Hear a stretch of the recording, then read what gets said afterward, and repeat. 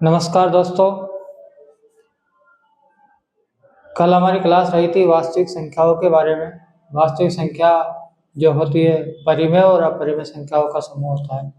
ये हमने कल हमारी क्लास में पढ़ लिया था। आज हम शुरुआत कर रहे हैं कक्षा 10 की गणित प्रश्नावली 1.1 के बारे में कि 1.1 में कैसे है, क्या है, बोर्ड परीक्षाओं में कितने नंबर के इसमें सवाल आते हैं। तो देखो, ये जो प्रश्नावली है हमारी पहली, ये आपके 4 अंक की प्रश्नावली है। कितने अंकों की है? 4 अंकों की प्रश्नावली है और इसमें से लगभग 3 सवाल आते हैं। एक नंबर का आता है, एक नंबर का आता है, एक 2 नंबर का आता है। ऐसे कुल मिलाकर ये 4 अंकों के 3 प्रश्न इसमें से आते हैं। अब 3 प्रश्न है जो छोटे छोटे एक नंबर के प्रश्न है 2, और एक 2 नंबर का एक प्रश्न है। तो इन प्रश्नों को हम कैसे पता लगाएं कि कौन से प्रश्न हमारे इस प्रश्नावली में आ रहा है, कौन सा प्रश्न इस प्रश्नावली में नहीं आ रहा है। तो देखिए, बात करते हैं हम पहली प्रश्नावली जो 1.1 है। इसमें एक चीज है आपकी कि अंकगणित की आधारभूत प्रमेय।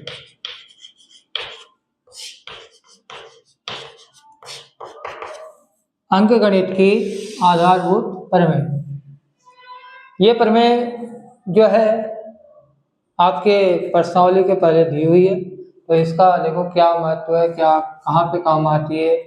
पहले हम इस प्रमेय की डेफिनेशन पढ़ेंगे और साथ ही इस प्रमेय के बारे में हम थोड़ा सा समझेंगे। देखो, इस प्रमेय के द्वारा ये बताया जाता है कि किसी भी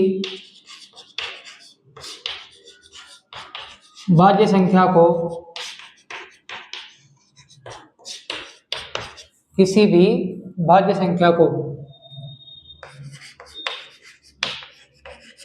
अभाज्य संख्याओं के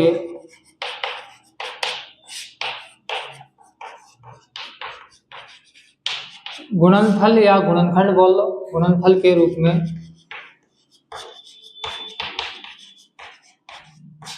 व्यक्त किया जा सकता है।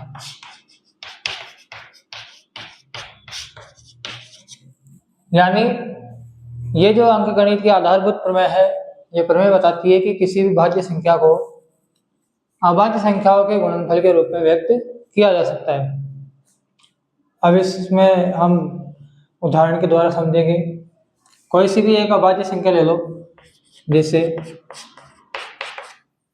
अभाज्य संख्या आप जानते ही हो 2, 3, 5, 7, 11, 13, 17, 19, 23, ये सब क्या होती है? अभाज्य संख्या होती है।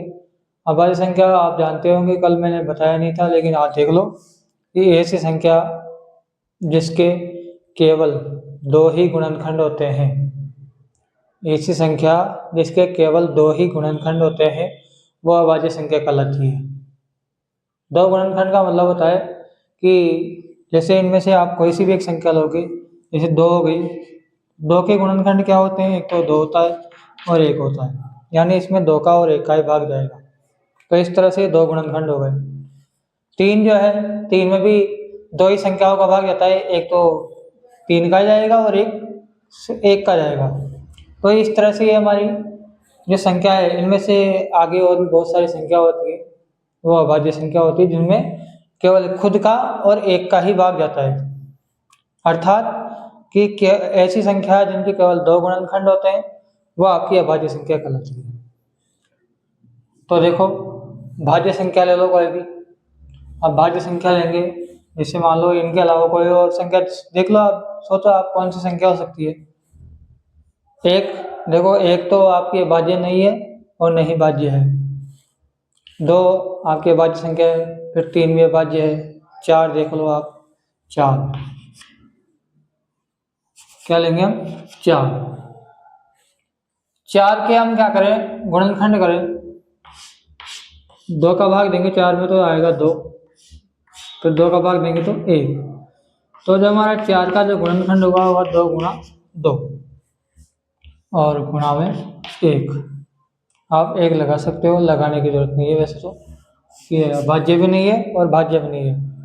तो ये दोनों जो संख्या है, देखो 2 भी अभाज्य है और ये 2 भी अभाज्य है। तो ये दोनों अभाज्य संख्या है और अभाज्य संख्याओं का गुणनफल क्या कहलाता है? आपकी भाज्य संख्या कहलाती है।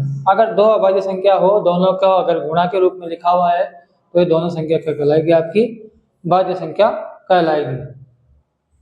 4 के बाद में जैसे मान लो आपने ले लिया 20, 20 के गुणनखंड करेंगे हम 10, 2 का भाग देंगे, फिर 5, फिर 5 का जाएगा इसमें 1। तो देखो 2 भी अभाज्य, 2 भी अभाज्य, 5 भी अभाज्य। तो ये सब अभाज्य संख्या है, इनको गुणनफल के रूप में लिखेंगे तो ये हमारी 20 आ जाएगा। और 20 क्या है? आपकी भाज्य संख्या है। यानी 2 संख्या आ जाए, एक तो खुद आ जाए, मान लो खुद नहीं आ रही है तो दूसरी संख्या आ गई, और दोनों के अगर गुणनफल गुणा के रूप में आ गई, तो इसका मतलब जो गुणा करेंगे, गुणा करने पर जो आपका मान आएगा वो मान क्या होगा? आपका भाज्य संख्या होगी।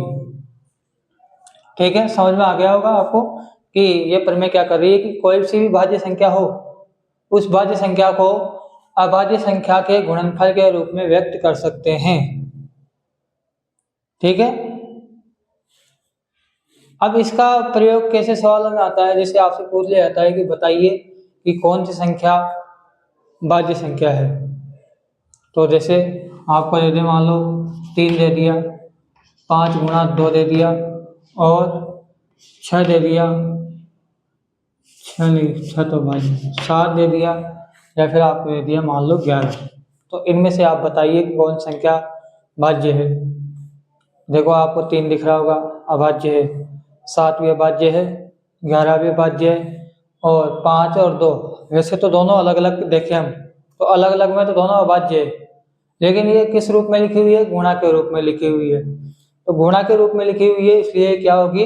आपकी अभाज्य संख्याओं का गुणनफल है, तो ये आपकी हो जाएगी भाज्य संख्या। समझ में आ गया? ठीक है, देखो अब आगे।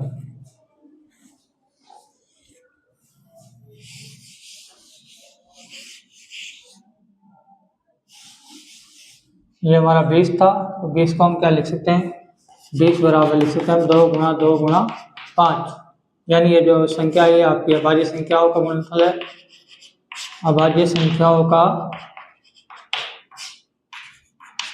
गुणनफल, यानी अभाज्य संख्याओं का गुणनफल दिया हुआ हो तो इसका मतलब जो भी इसका मान आएगा वो आपकी क्या होगी? आपकी भाज्य संख्या होगी।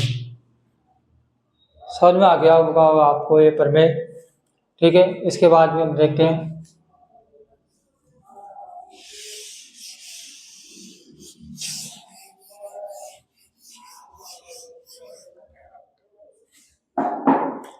इसके बाद में चलते हैं हम HCF और LCM।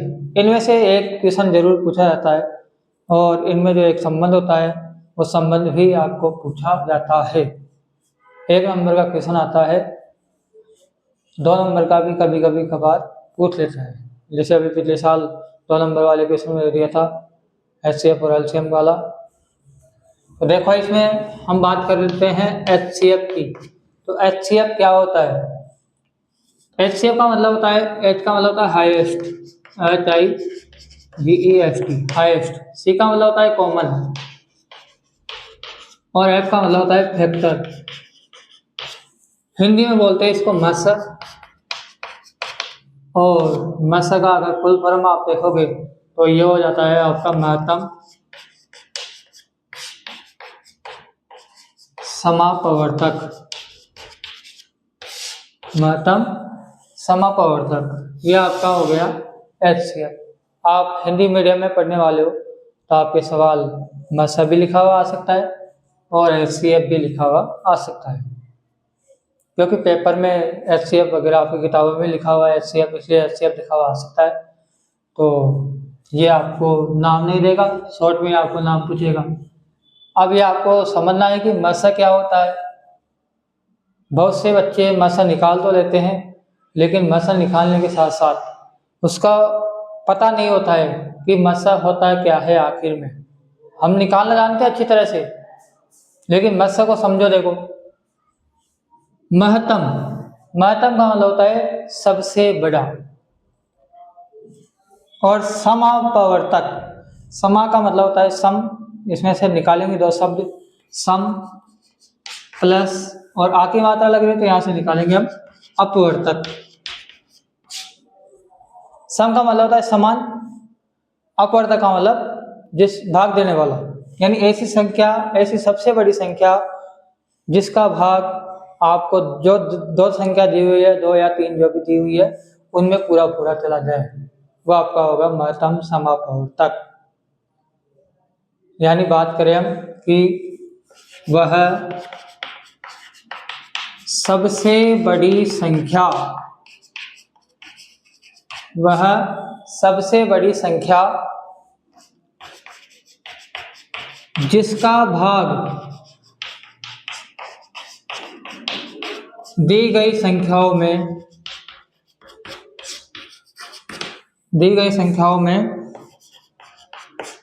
पूरा पूरा चला जाता है, तो वह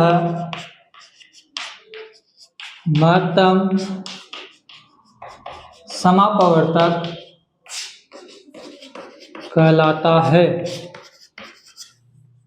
परिभाषा को देखो एक बार और कि वह सबसे बड़ी संख्या जिसका भाग दी हुई संख्याओं में पूरा पूरा चला जाता है, तो वह महत्तम समापवर्तक कहलाता है। ठीक है, देखो आगे हम महत्तम की बात कर रहे हैं, मसा निकालने की बात करते हैं। निकालते कैसे मसा? दो तरीके से हम मसा को निकालेंगे। आपके जो एग्जाम में करने का जो तरीका है, वो तरीका भी आपको सिखाया जाएगा कि कैसे हम मसा निकालते हैं।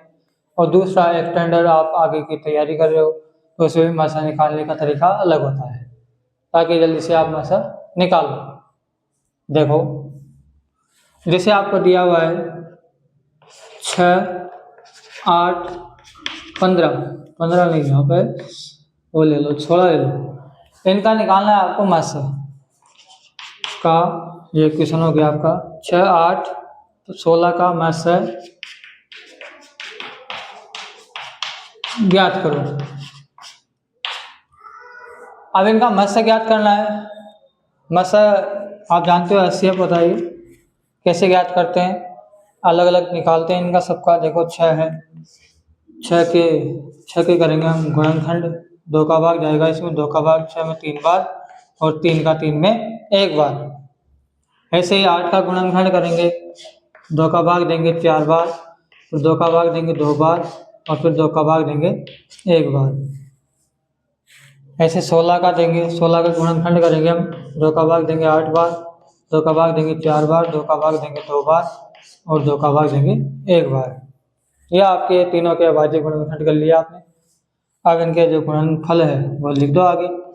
6 बराबर 2 इंटू 3 इंटू 1, 8 बराबर 2 इंटू 2 इंटू 2 इंटू 1। अब बहुत सारे बोलते हैं कि 1 क्यों लगा रहे हैं सर, आपने 1 तो इधर आ ही नहीं रहा। तो देखो HCF में ऐसा होता है कि कभी भी कोई संख्या मिलती नहीं है तो फिर 1 ही हमारा क्या होता है? HCF होता है। ऐसे 16 के देखो 2 इंटू 2 इंटू 2 इंटू 2 इंटू 1। अब हमें निकालना है कि क्या निकालना है इसमें? 6, 8 व 16 का HCF। तो निकालते कैसे? देखो, इनमें से कॉमन लेंगे तीनों में से। 2 इसमें आ रहा है, 2 इसमें आ रहा है, 2 इसमें आ रहा है, तीनों में ही समान मिलना चाहिए। फिर 3 देखो, 3 इसमें आ रहा है, इसमें नहीं आ रहा है, इसमें नहीं आ रहा। बचा क्या? 1। तो 1 इसमें आ रहा है, 1 इसमें आ रहा है, 1 इसमें आ रहा है। अब आप बोलोगे सर ये 2 भी इसमें मिल रहा है, तो 2 इनमें दोनों में तो मिल रहा है लेकिन ऊपर नहीं मिल रहा, तो तीनों में ही मिलना चाहिए। तो अब एक लाइन में जो भी गोले लगे वो उठा के गुणा में लिख दो, 2 और 1, तो 2 इंटू 1 कितना आया इनका मतलब? 2। तो इस तरह से हम HCF निकालते हैं। अब बहुत सारे बच्चे देखो क्या करते हैं, हम कर रहे हैं अभाज्य गुणनखंड, क्या गलती कर लेते हैं कि 16 के अभाज्य गुणनखंड कर रहे हैं, 2 का भाग दिया 8, अब यहाँ पर 2 का भाग देने की जगह यहाँ पर 4 का भाग दे देते हैं। और फिर आपका जो कॉमन लेते हो, कॉमन में गलती आ जाती है। देखो नियम समझो कि हम किसका भाग दे रहे हैं। अभी आपको मैंने अभाज्य संख्या बताई है 2 3 5 7 9, 2 3 5 7 11 13, ऐसे जो संख्या है वो आपकी अभाज्य संख्या है। तो यहाँ पर 4 जो है वो अभाज्य संख्या नहीं है, हमें केवल अभाज्य संख्याओं का ही भाग देना है। अगर हमारी संख्या सम संख्या आ रही है ऊपर, तो सम में तो हमेशा 2 का भाग देते जाओ, और जब आपका 2 का भाग चला जा रहा है, नहीं जा रहा, तब आप 3 का देने की कोशिश करो। 3 का नियम होता है कि अंकों का योग कर लो, उसमें 3 का भाग दे लो। अगर अंकों के योग में 3 का भाग जा रहा है तो संख्या 3 से विभाजित होगी। इसके बाद में अब देखो 3 के बाद में फिर 5 का नियम है। अगर आपके इकाई में 0 या 5 आ रहा है तो इसमें 5 का भाग जाएगा, तो 0 की तो जरूरत पड़ेगी नहीं आपको, क्योंकि 2 का भाग दे दोगे आप ऊपर ही। फिर 5 आ रहा है तो 5 का भाग दे दोगे। इस तरह से हम भाग देते हैं, गुणनखंड करते हैं, अभाज्य गुणनखंड। तो अभाज्य गुणनखंड करने के लिए अभाज्य संख्याओं का ही भाग देते हैं, ये ध्यान रखना आप। तो इस तरह से हम HCF निकालते हैं। समझ में आ गया होगा कि तीनों के अलग अलग गुणनखंड करते हैं, और गुणनखंड करने के बाद इनके जो भी गुणनफल आया, इन गुणनफलों को लिख दिया सबके, और इनमें से कॉमन लेते हैं। अब देखो आपका जो मासा आया वो 2 आया इन तीनों का। अब समझो इसको कि जो हमारा 2 है वो सबसे बड़ी संख्या है। देखो यहाँ लिखा हुआ है वह सबसे बड़ी संख्या जिसका भाग दी गई संख्याओं में पूरा पूरा चला जाता है, वह महत्तम समापवर्तक या मासा कहलाता है। तो देखो 2 है, 2 ऐसी सबसे बड़ी संख्या है, इससे बड़ी और कोई संख्या नहीं है इसका भाग इनमें 6 में भी जाए, 8 में भी जाए और 16 में भी चला जाए। सोच लो आप, 2 के अलावा ऐसी कोई संख्या नहीं मिलेगी आपको 2 से बड़ी जिसका भाग इन तीनों में चला जाए। तो समझ में आ गया होगा आपको मासा क्या होता है। इस तरह से हम मासा निकालते हैं। अब मासा निकाल लिया, अब हम लसा निकालते हैं कि लसा कैसे निकालते हैं।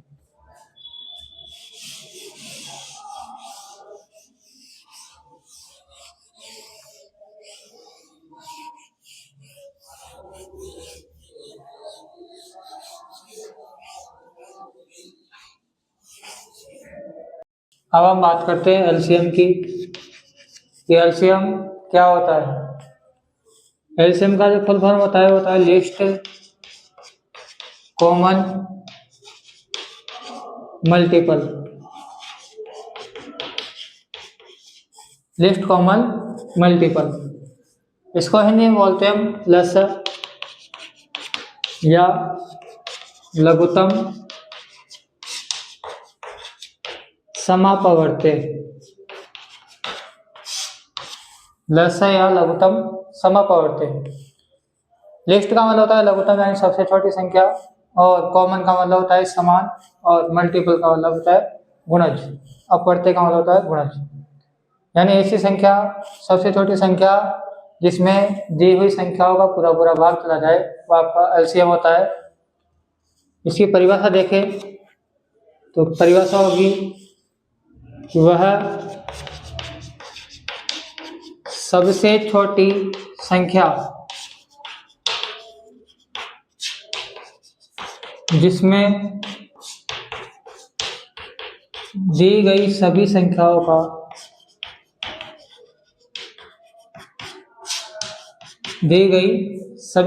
का पूरा पूरा भाग चला जाए, यह आपका क्या कहलाएगा, एलसीएम कहलाएगा। कि वह सबसे छोटी संख्या जिसमें दी गई सभी संख्याओं का पूरा पूरा भाग चला जाए, वो आपको क्या कहलाएगा, एलसीएम कहलाएगा। अब जैसे एक उदाहरण देखते हैं हम, 8, 12 और 24 का लसर ज्ञात करो। हमें इनका लसर ज्ञात करना है 8, 12 और 24 का। जैसे हमने मसर ज्ञात किया वैसे हम लसर ज्ञात करने की कोशिश करते हैं। सभी के अलग अलग गुणनखंड करेंगे, फिर एक साथ वाला भी आपको बताया जाएगा। देखो 8, पहले 8 के गुणनखंड करते हैं हम। 8 में 2 का भाग देंगे 4, फिर 2 का देंगे 2, फिर 2 का देंगे 1। ऐसे ही 12 के गुणनखंड करो। 2 का भाग देंगे 6 बार, 6 में फिर 2 का देंगे 3, फिर 3 में 3 का देंगे 1। ऐसे 24 है, 24 में 2 का भाग देंगे तो 12, फिर 2 का देंगे 6, 2 का देंगे 3, 3 का भाग दिया 1 आ गया। अब देखो इनके अलग अलग जो गुणनखंड करे उनको साथ साथ लिखेंगे। 8 के गुणनखंड हुए 2 इंटू 2 इंटू 2। 12 के गुणनखंड 2 इंटू 2 इंटू 3, ये हो गए 24 है। 24 के गुणनखंड हो गए 2 इंटू 2 इंटू 2 इंटू 3। हमें निकालना है इनका एलसीएम। तो एलसीएम जो होता है सभी में ऐसी ऐसी संख्या लेंगे जो ज़्यादा बार आ रही है। जैसे 2 देखो, इसमें 8 के गुणनखंड में 2 आ रहा है 3 बार, इसमें 2 बार आ रहा है, इसमें 3 बार आ रहा है। तो ज़्यादा बार कितने आया? 3 बार आया। तो 3 बार वाले को लिख दो 2 बार, 2 को लिख दो 3 बार। 2 इंटू 2 इंटू 2, फिर 2 का काम हो गया पूरा। अब 3 देखो, इसमें 1 बार आ रहा है, इसमें भी 1 बार आ रहा है, तो 3 लिख देंगे 1 बार। तो गुणा कर लो इनको, 3 दूनी 6, 6 दूनी 12, 12 दूना 24। 24 क्या हो गया? हमारा एलसीएम हो गया। इस तरह से हम अलग अलग करके गुणनखंड करके कॉमन मिलाते हैं। जो ज़्यादा बार आएगा कॉमन, वो कॉमन इनको गुणा कर देंगे और वही आपको क्या हो जाएगा? एलसीएम हो जाएगा। देखो 24 जो है वो आपकी सबसे छोटी संख्या है। इस संख्या में आपका 8 का भी भाग जाएगा, 8 के 24, 12 का भी जाएगा, 12 24, 24 का भी जाएगा, 24 से कम 24। 24 से छोटी ऐसी कोई सी संख्या नहीं है जिसमें इन तीनों का पूरा पूरा भाग चला जाए। तो ये एलसीएम होता है। अब इसके बाद हम पढ़ेंगे आगे कि एक साथ संख्याओं का लसागु कैसे निकाले। ये तो अलग अलग वाला हो गया, एक साथ निकालते हैं।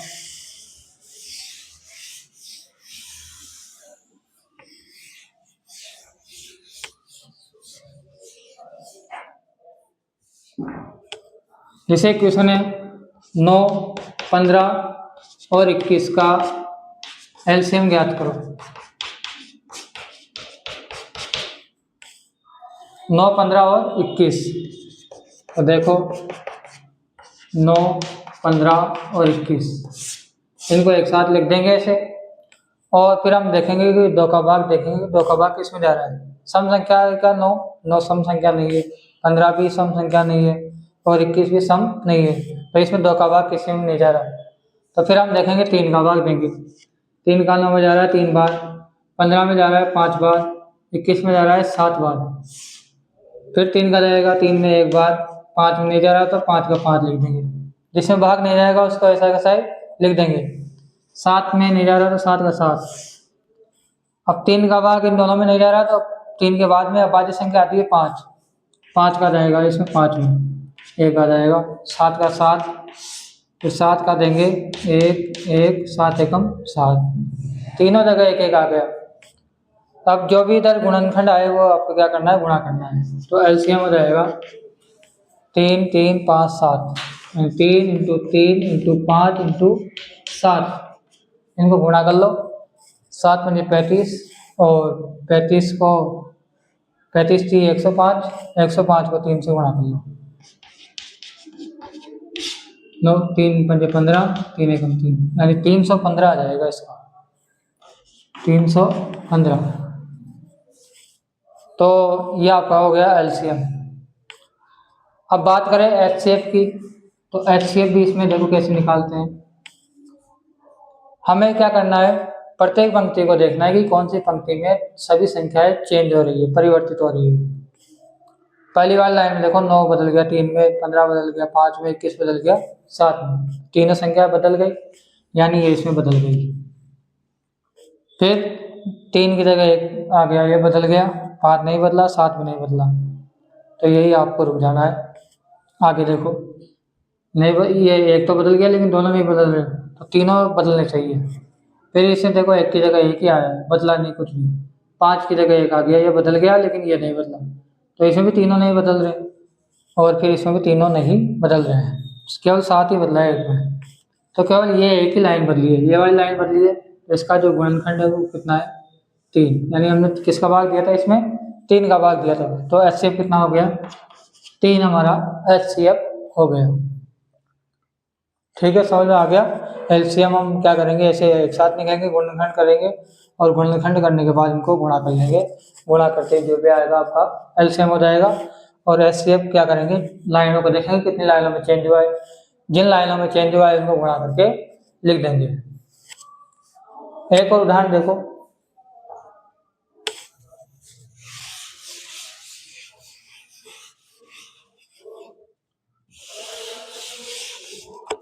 जैसे सवाल है 8, 12 और 16 का एचसीएफ ज्ञात करो। अब हम एचसीएफ निकालना सीख रहे हैं इसमें एक साथ वाला। बोर्ड परीक्षाओं में आपको ये वाला तरीका नहीं करना है, केवल आपको समझने के लिए, तुरंत आपको एचसीएफ निकालने के लिए तरीका बताया जा रहा है। इसे 8, 12 और 16, 2 का भाग देंगे 4, 2 का भाग देंगे 6, 2 का भाग देंगे 8, फिर 2 का देंगे 2, 6 में 3 बार, 8 में 4 बार, फिर 2 का देंगे 1, 3 का 3, 3 में नहीं जा रहा बार, 4 में जा रहा 2 बार, फिर 2 का देंगे 1 का 1, 3 में नहीं जा रहा, 3 का 3, 2 का 1, फिर 3 का देंगे 1, 1, 1। तो इस तरह से हमने क्या कर लिया, गुणनखंड को भाग दे लिए सभी में। भाग देने पर हम लाइन देखेंगे कि कौन सी लाइन में परिवर्तन हुआ है। इन तीनों को देखो, क्या इन तीनों में परिवर्तन हुआ है, 8 की जगह 4 आ गया, 12 की जगह 4 आ गया, 16 की जगह 8 आ गया, यानी ये लाइन बदली है इसमें। फिर आगे देखो, 4 की जगह 2, 6 की जगह 3, 8 की जगह 4, ये तीनों भी बदल गए, तो ये बदल गया इसमें। फिर 2 की जगह ये बदल गया, लेकिन ये नहीं बदला, तो इसको छोड़ो।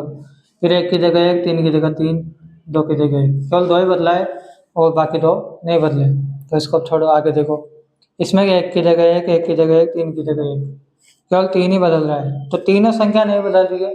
जिसमें तीनों संख्या बदलेगी वही आपका क्या होगा, एचसीएफ होगा। तो ये लाइन बदली है इसमें और ये लाइन बदली है इसमें, तो ये दोनों लाइनें बदली है, तो इसके जो गुणांक जिसका हमने भाग दिया उनको गुणा कर देंगे 2 और 2 को, तो हमारा जो एचसीएफ होगा वो 2 × 2 कितना हो जाएगा, 4। इस तरह से हम एचसीएफ ज्ञात कर सकते हैं। अब हमारी किताबों के सवाल देखते हैं हम कि कैसे किताबों के सवाल है।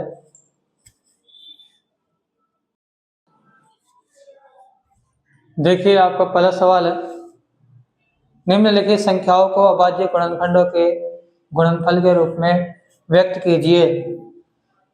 ये आपको संख्या दी हुई है, इन सभी का अभाज्य संख्याओं का गुणनफल लिखना है, गुणनखंड करके गुणनफल के रूप में लिखना है। तो किस तरह से हम इनको हल करते हैं, पहला 140, 140 की क्या करेंगे हम, अभाज्य गुणनखंड करने पर क्या करेंगे, इनके अभाज्य गुणनखंड 140 लेंगे, इसके गुणनखंड करेंगे, 2 का भाग देंगे, इसमें 2 का भाग 1 में नहीं जा रहा, 14 में देंगे, 2 7 3 14, 0 में देंगे 0 बाहर जाएगा। फिर हम 2 का भाग देंगे, 2 3 6, 1 से 1 बच गया, 2 5 10। अब 5 आगे इकाई में, यानी विषम संख्या है और विषम संख्या में 2 का भाग नहीं देंगे, तो 3 का नियम देखो देगा, 3 और 5 जोड़ो 8, 8 में 3 का नहीं जा रहा, तो फिर इकाई में 5 है तो 5 का देंगे, 5 7 33 और 7 का भाग 7 में देंगे एक बार। तो इस तरह से हमारे जो गुणनखंड है 140 की, वो गुणनफल के रूप में लिख दो, 2 2 5 और 7, 2 × 2 × 5 × 7, ये आपके क्या हो गए, अभाज्य गुणनखंडों के गुणनफल हो गए। इसको हम ऐसे भी लिख सकते हैं कि जो संख्या जितनी बार आ रही है उसको घात के रूप में भी लिख सकते हैं। जैसे 2 2 बार आ रहा है तो 2 की घात 1 और 1 कितनी हो गई है, 2, इंटू में क्या है 5, एक ही बार है तो 5 का 5 और 7 एक बार है तो 7। इस तरह से हम क्या कर सकते हैं, इनको गुणनफल के रूप में लिख सकते हैं। ऐसे ही 156 है, तो 156 वाला देखो, 156 के अभाज्य गुणनखंड करने पर, अब 156 के अभाज्य गुणनखंड करेंगे तो क्या होगा, 2 का भाग देंगे, 2 7 14, एक शेषफल बच गया 2 × 16, तो 2 का भाग देंगे 2 × 3 = 6, एक बच गया, तो 2 × 9 = 18।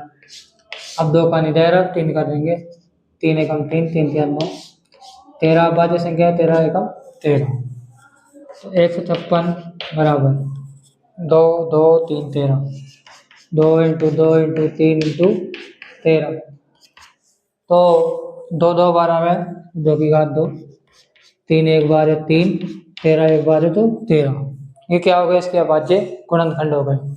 इसी तरह से आप भी इनके अभाज्य गुणनखंड करके गुणनफल के रूप में लिख सकते हो। आगे देखो, तीसरा है 3825, इसके करेंगे हम अभाज्य गुणनखंड।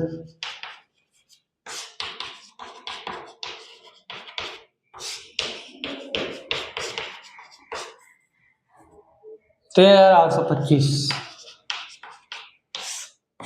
अब इकाई में देखो, इकाई में आ रहा है 5, 5 विषम संख्या है तो 2 का तो जाएगा नहीं, इसमें बाद 3 का नियम लगाओ, इनको जोड़ो, 3 और 8 11, 11 और 2 13, 13 और 5 18, यानी 18 में 3 का भाग जाता है, 3 का देंगे इसमें, 3 एकम 3, 8 में से कितनी बार जाएगा, 3 एकम 3, 3 दूनी 6, अब 6 घटाएंगे 8 में से तो 2 शेषफल बच गया, ये हो गया 22, अब 22 में 3 का भाग दो, 3 7 21, 22 में से 21 आया, 21 घटाएंगे तो 1 बच गया, 3 5 15, फिर देखा 3 का देखो, 2 और 1 3, 3 और 7 10, 10 और 5 15, 15 में भी 3 का जाएगा, 3 चौक 12, 3 दूनी 6, 1 बच गया, 3 5 15, फिर देखो 4 और 6 2 6, 6 और 5 11, अब 3 का नहीं जा रहा, तो इकाई में 5 है तो 5 का देंगे, 5 × 40, 2 बच गया, 25 हो गया, 50 25, फिर 5 का देंगे, 5 एकम 5, 3 बच गया, 5 7 35,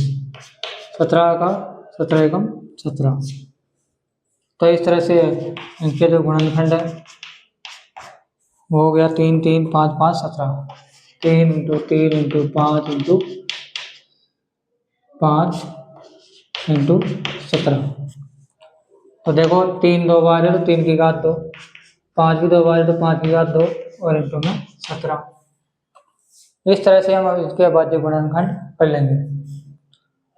5005 है, 7429 है, इसके आप कोशिश करना। आप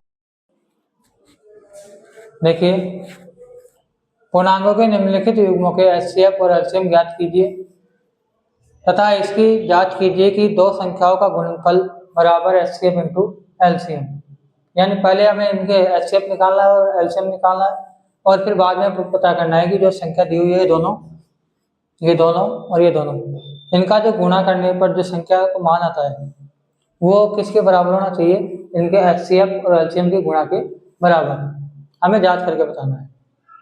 तो देखो, पहले वाला हम हल करें,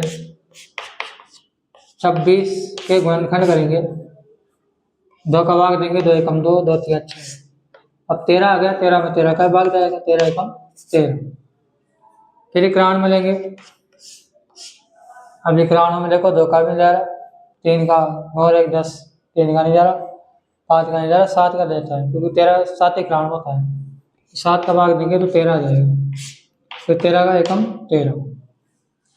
अब इसमें 26 के जो गुणनखंड है वो 2 × 13 × 1, और 91 के गुणनखंड है 7 × 13 × 1, इनका एचसीएफ होगा 13 मिल रहा है और 1 मिल रहा है, तो 13 × 1, तो 13 क्या हो गया, इसका एचसीएफ हो गया, और एलसीएम की बात करें तो 2 देखो इसमें आ रहा है, इसमें नहीं आ रहा, तो 2 लिख दो, 13 इसमें भी एक बार आ रहा है तो 13 लिख दो, ये 7 आ रहा है, ठीक है।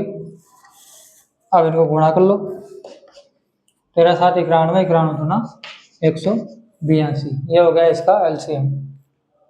अब हमें एचसीएफ और एलसीएम तो निकाल दिया, अब बाद में पूछ रहा है कि जांच करनी है कि दो संख्याओं का गुणनफल बराबर एचसीएफ इंटू एलसीएम, तो अब हम करेंगे इनका एचसीएफ और दोनों का गुणनफल, दो संख्याओं का गुणनफल यानी a × b।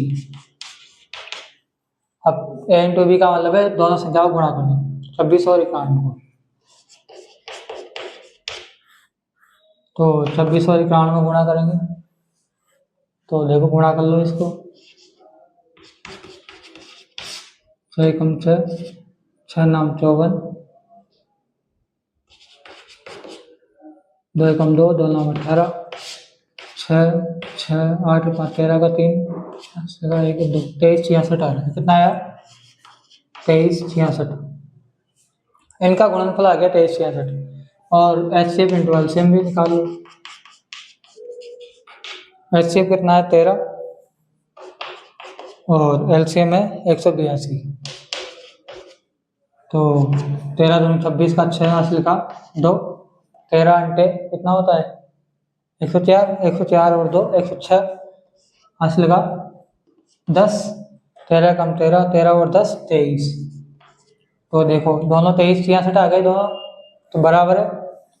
अतः दोनों संख्याओं का गुणनफल a इंटू बी बराबर क्या है? HCF into LCM. ये आपका आंसर हो गया। हमने बता दिया कि दोनों का गुणनफल जो है वह HCF और एलसीएम के गुणनफल के बराबर है। ठीक है, समझ लो एक बार। विधि द्वारा निम्नलिखित पूर्णांकों के मत्स्य यानी HCF और एलसीएम ज्ञात कीजिए। तो ये सवाल मैंने आपको सिखा दिया पहले कि मत्स्य कैसे निकालते हैं और लस्सा कैसे निकालते हैं। तो इसका एक सवाल मैं आपको करवा के दिखा रहा हूँ दोबारा कि कैसे हम दोनों को एक साथ निकालते हैं। तो पहले वाले को हम हल करते हैं। देखो 12 के गुणनफल करो, 2 का भाग देंगे 12 में 6 आएगा, 2 का भाग देंगे 3 आएगा, फिर 3 का भाग देंगे 1 आएगा। ऐसे 15 है, 15 में 3 का भाग देंगे 5, फिर 5 का भाग देंगे 1। ऐसे 21 है, 21 में 3 का भाग देंगे 7, 7 में 7 का देंगे 1। तो 12 के गुणनखंड क्या है? 2 इंटू 2 इंटू 3 इंटू 1। और 15 के गुणनखंड क्या है? 3 इंटू 5 इंटू 1। और 21 के क्या है? 3 इंटू 7 इंटू 1। हमें निकालना है इनका HCF भी निकालना है और एलसीएम भी निकालना है। तो HCF जो है, HCF के लिए देखो मैंने आपको बताया था कि कॉमन लेना है। 2 देखो, 2 इसमें आ रहा है, इसमें नहीं आ रहा, 2 कहीं नहीं है, छोड़ो। 2 के बाद 3 देखो, इसमें भी आ रहा है, इसमें भी आ रहा है, इसमें भी आ रहा है। तो जो मिल रहा है उसके लगा दो गोला, और 1 भी मिल रहा है। तो एक लाइन में से आपको 2 संख्या मिली, 3 और 1। तो इनको गुणा कर दो, ये HCF हो गया इनका 3। एलसीएम की बात करें तो एलसीएम में ज़्यादा वाली संख्या देखेंगे। 2 देखो, इसमें 2 बार आ रहा है, इसमें नहीं है, इसमें भी नहीं है। तो 2 बार वाले को लिख देंगे 2 इंटू 2। फिर 3 एक बार, एक बार, एक बार, तो एक बार 3 लिख देंगे। फिर 3 हो गया, 5 एक ही बार आ रहा है 5, और फिर 7। अब इनको कर देंगे गुणा। तो 7 पंजे 35, 35 दूना 70, 7 7 सिया 21, 21 दूनी 42, यानी 420। इनका एलसीएम हो गया 420। तो इस तरह से आप ये सवाल कर सकते हो, क्योंकि पहले आपको मैंने समझा दिया था कि कैसे हम HCF और एलसीएम ज्ञात कर सकते हैं। ठीक है,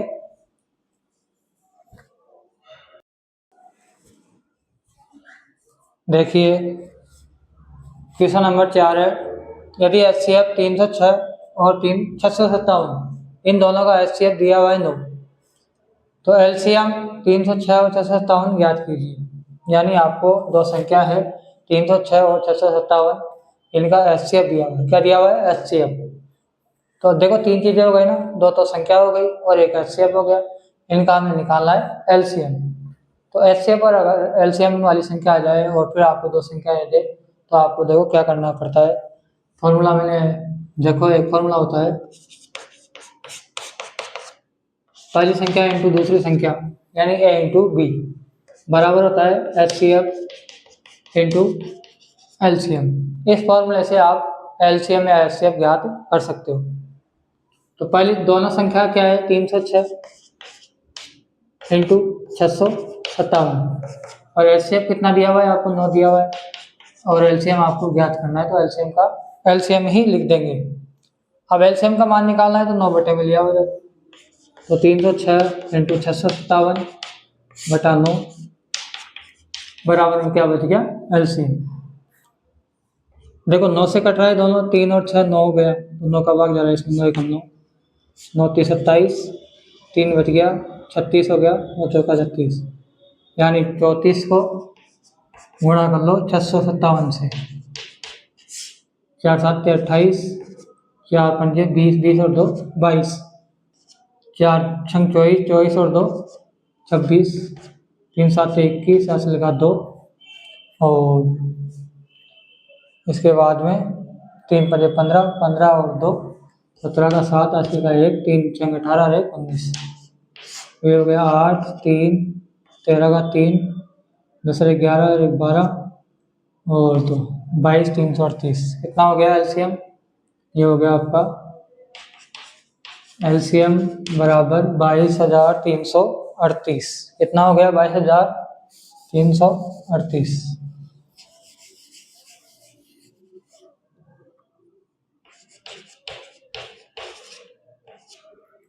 ये आपका आंसर हो गया।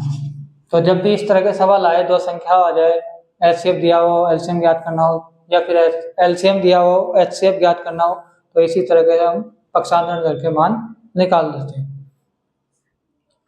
आगे क्वेश्चन है, जांच कीजिए कि क्या किसी प्राकृत संख्या n के लिए, n क्या है? प्राकृत संख्या है, यानी 1 2 3 4 5 कोई भी हो सकता है।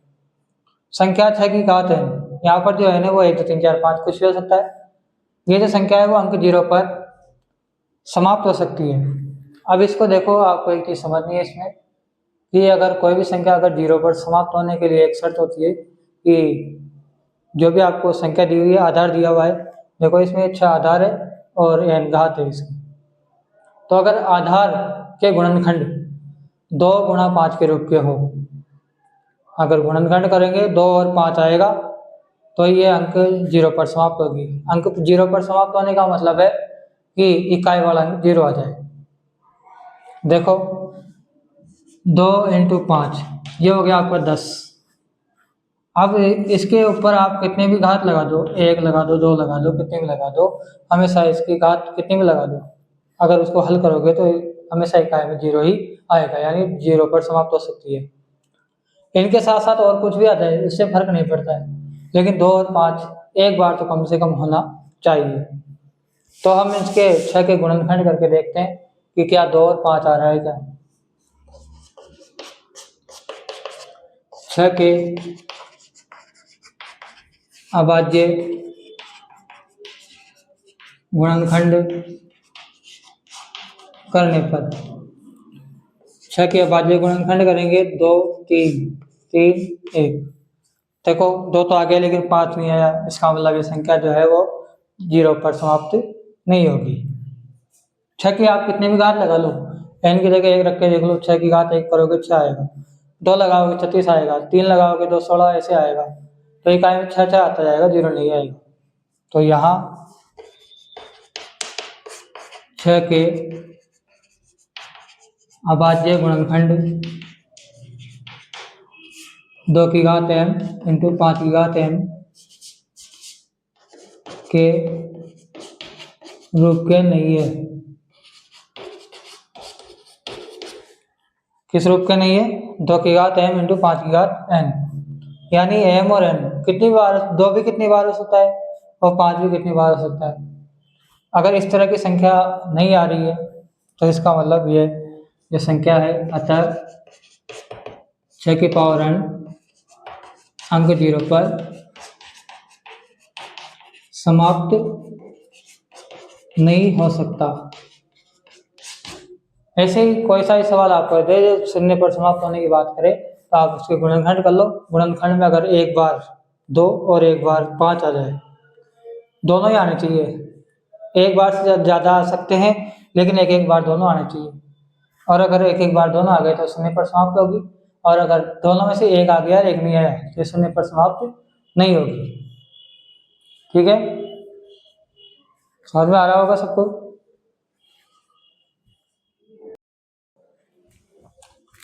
अगला जो क्वेश्चन है, व्याख्या कीजिए कि 7 × 11 × 13 + 13 और 7 × 6 × 5 × 4 × 3 × 2 × 1 + 5 भाज्य संख्याएं क्यों है, यानी ये जो संख्या है भाज्य है, ये भी भाज्य है तो क्यों है, ये आपको बताना है। देखो आपको ये चीज़ मैंने पहले समझा दी है। अंकगणित के आधारभूत प्रमेय का कथन जो होता है वो होता है कि किसी भी भाज्य संख्या को अभाज्य संख्याओं के गुणनफल के रूप में लिख सकते हैं। तो देखो यहाँ पर ये प्लस आ रहा है, गुणनफल के रूप में नहीं हो रहा, ये तो गुणा में है लेकिन ये प्लस में आ रहा है। तो पहले हमें क्या करना पड़ेगा, इन संख्याओं को सभी को गुणा के रूप में लाना पड़ेगा। अगर गुणा के रूप में लिया है, सभी अभाज्य संख्या लिख दी है, तो ये क्या हो जाएगी, आपकी भाज्य संख्या हो जाएगी।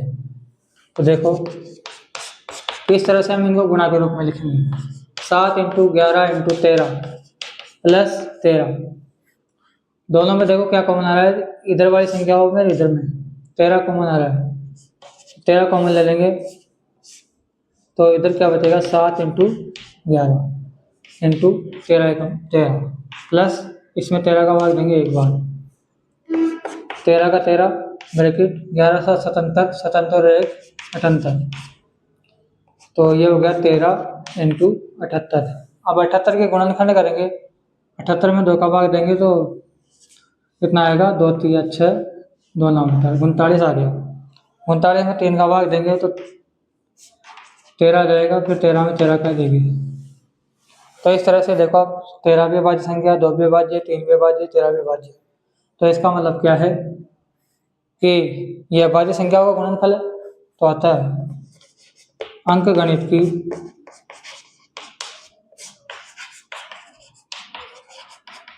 आधारभूत प्रमेय से यह एक भाज्य संख्या है।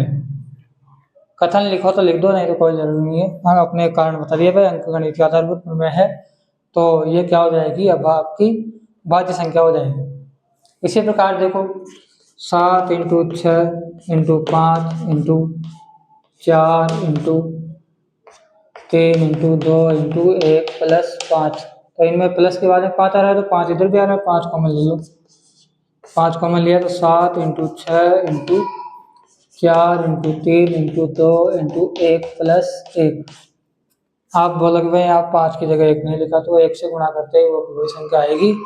आगे देखो आप 5 का 5, 7 × 42, 42 दूनी 84, 84 × 12, 84 × 12, 12 × 12, 12 में 6, 12 13 12 48, असली का 4, 12 × 6 96 और 400 108, तो ये हो गया 108 प्लस में 1, 5 × 1009।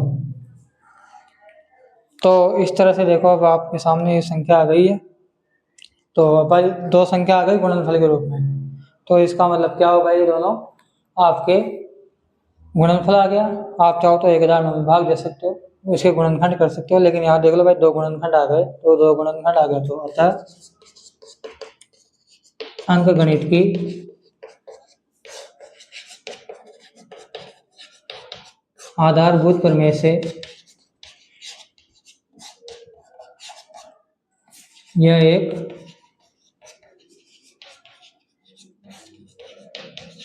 भाज्य संख्या है। तो आपको ये समझ में आ गया होगा। अब एक 7वां क्वेश्चन और है, वो आपको एग्जाम में पूछा नहीं है, उसमें सीधा सीधा एलसीएम निकलेगा। तो आप एलसीएम 12 और जो 18 है, ऐसे कोई संख्या है उसका एलसीएम निकाल लेना, आपका आंसर आ जाएगा। तो इस तरह से आपका जो चैप्टर है 1.1 वो समझ में आ गया होगा पूरा। उम्मीद है कि आपको क्लास अच्छी लग रही होगी। आगे भी हम और मज़ेदार प्रश्नों का समावेश करेंगे, जिससे आपकी 1.2 पूरी हो जाएगी। फिर हम जो एग्जाम में आने वाले सवाल, जो अत्यंत महत्वपूर्ण सवाल है, उन सवालों के बारे में अलग से 1.2 के बाद में हम डाल देंगे। तो आप ज़्यादा से ज़्यादा सब्सक्राइब करो और लाइक कीजिए, ताकि हमें भी मोटिवेशन मिलता रहे कि आप क्लास को देख रहे हैं। ठीक है, धन्यवाद।